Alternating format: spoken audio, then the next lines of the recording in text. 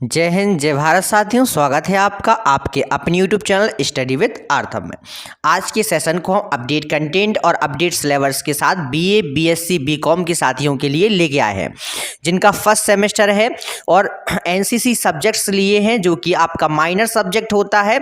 तो minor subjects की problems जो थी वो सबका सॉल्यूशन हम आपके एक ही वीडियो में लाए हैं। इस वीडियो को यदि आपने अभी तक हमारे चैनल को सब्सक्राइब ना किया हो तो आप सब्सक्राइब तुरंत कर लीजिए, क्योंकि इसमें जो भी आपके कंटेंट्स की जो भी वीडियो बनाई जाएंगी उन वीडियोस का नोटिफिकेशन आपके पास आ सके और आप हमारे साथ अंत तक जुड़े रहें, क्योंकि आज के सेशन में जो भी क्वेश्चंस आपके लाए जा रहे हैं वो सारे क्वेश्चंस आपके एग्जाम के पॉइंट ऑफ व्यू से वेरी वेरी इंपॉर्टेंट रहने वाले हैं। इसलिए सेशन की शुरुआत करते हैं और बढ़ते हैं आज के सेशन के पहले क्वेश्चन की ओर।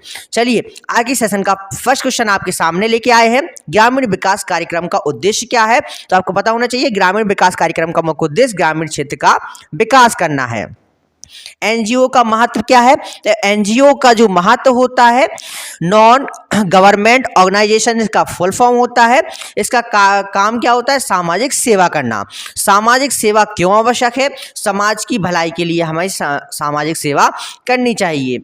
युवाओं का सामाजिक सेवा में क्या क्या योगदान है? युवाओं का सामाजिक सेवा में सामुदायिक सेवाएं करना, स्वयं सेवक के रूप में कार्य करना, शिक्षा और स्वास्थ्य में सहायता करना।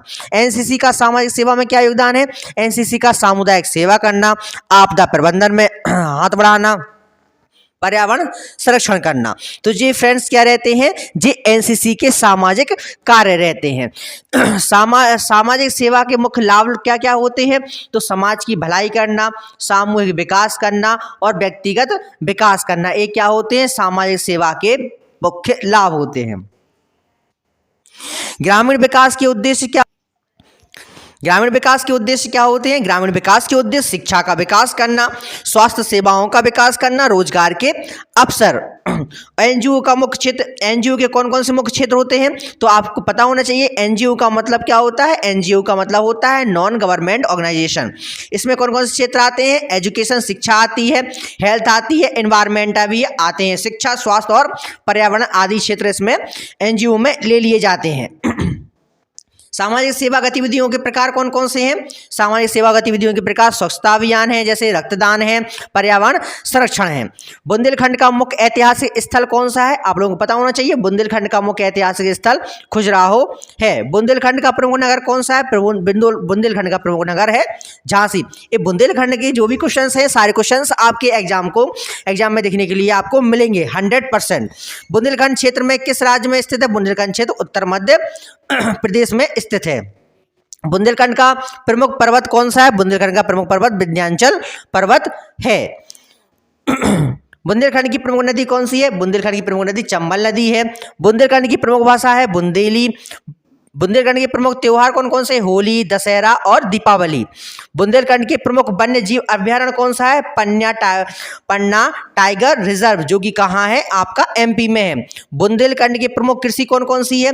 गेहूं, चावल और ज्वार। जो भी कृषि उत्पादन है वो कौन कौन सा है? गेहूं, चावल और ज्वार। यदि आपने अभी तक हमारे चैनल को सब्सक्राइब नहीं किया हो तो आप सब्सक्राइब भी कर लीजिए और बेल आइकन को प्रेस भी कर दीजिए। और वीडियो पसंद आ रही हो, क्वेश्चंस आपको बिल्कुल एग्जाम में देखने के लिए मिलेंगे, तो आप इनका कमेंट भी कर सकते हैं। बुंदेलखंड के प्रमुख ऐतिहासिक व्यक्तित्व कौन कौन से हैं? जैसे महारानी लक्ष्मीबाई है, रानी दुर्गावती है, महाराजा छत्रसाल है। बुंदेलखंड की प्रमुख जलवायु कौन सी है? बुंदेलखंड की जलवायु जो है वो शुष्क है। बुंदेलखंड की प्रमुख जनजाति कौन सी है? गौड़ जो है बुंदेलखंड की जनजाति है। बुंदेलखंड के प्रमुख खनिज पदार्थ कौन कौन से? जैसे ग्रेनाइट है, चूना पत्थर है और हीरा है। बुंदेलखंड का प्रमुख नृत्य कौन सा है? बुंदेलखंड का प्रमुख नृत्य है राई। क्या है बुंदेलखंड का प्रमुख नृत्य? राई। चलिए, 1965 के भारत पाक युद्ध में भारतीय सेना का प्रमुख कौन था? तो जनरल JN चौधरी। कौन था? General JN Chaudhary. 1971 के भारत पाक युद्ध में भारतीय सेना का प्रमुख कौन था? जनरल मानेक शॉ। 1965 के युद्ध का मुख्य कारण क्या था? कश्मीर विवाद। 1971 का युद्ध का मुख्य कारण क्या था? बांग्लादेश की स्वतंत्रता। 1965 के युद्ध में भारतीय वायु सेना ने किस ऑपरेशन को चलाया? ऑपरेशन ग्रैंड स्लैब को चलाया। 1971 में युद्ध में बांग्लादेश की मुक्ति संग्राम का नेतृत्व किसने किया? शेख मुजीबुर रहमान। किसने किया? शेख मुजीबुर रहमान। 1965 के युद्ध के बाद भारत और पाकिस्तान के बीच कौन सा समझौता हुआ? भारत और पाकिस्तान के बीच ताशकंद समझौता हुआ। कौन सा?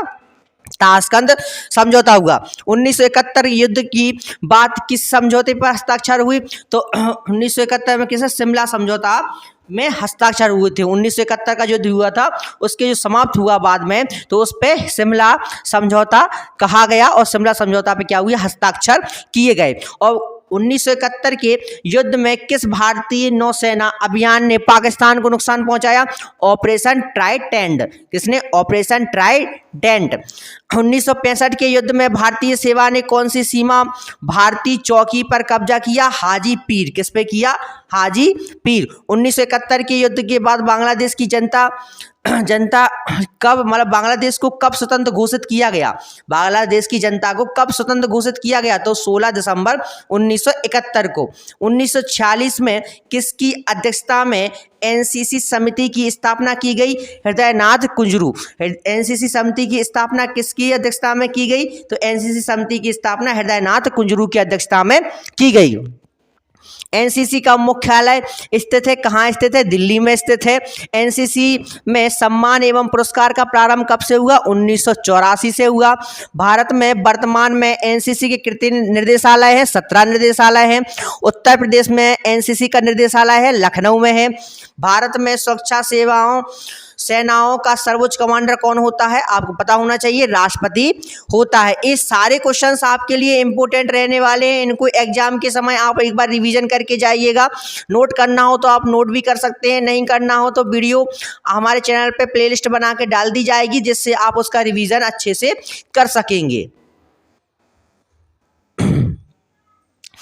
रक्षा अनुसंधान विकास परिषद का अध्यक्ष कौन होता है? रक्षा मंत्री होता है। आर्मी के मध्य कमान का हेडक्वार्टर कहाँ स्थित है? आर्मी मध्य कमान का हेडक्वार्टर कहाँ? लखनऊ में स्थित है। सीमा की दक्षिण पश्चिम कमान का मुख्यालय कहाँ स्थित है? जयपुर में स्थित है। एनसीसी की स्थापना किस वर्ष की गई? एनसीसी की स्थापना 15 जुलाई 1948 में की गई। एनसीसी का पूरा नाम क्या होता है? नेशनल कैडेट कोर इसका पूरा नाम होने वाला है। राष्ट्रीय गीत के रचनाकार कौन है? बंकिम चंद्र चटर्जी हैं। राष्ट्रगान के रचयिता कौन है? रविंद्रनाथ टैगोर हैं। और राष्ट्रगान कौन सा है अपना? जनगण मन अधिनायक अपना राष्ट्रगान है। चलिए फ्रेंड्स, मिलते हैं नेक्स्ट वीडियो में।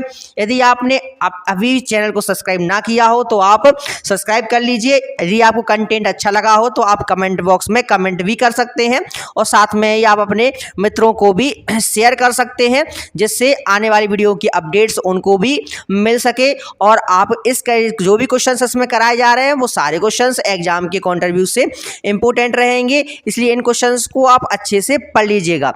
जय हिंद, जय भारत। मिलते हैं नेक्स्ट वीडियो में।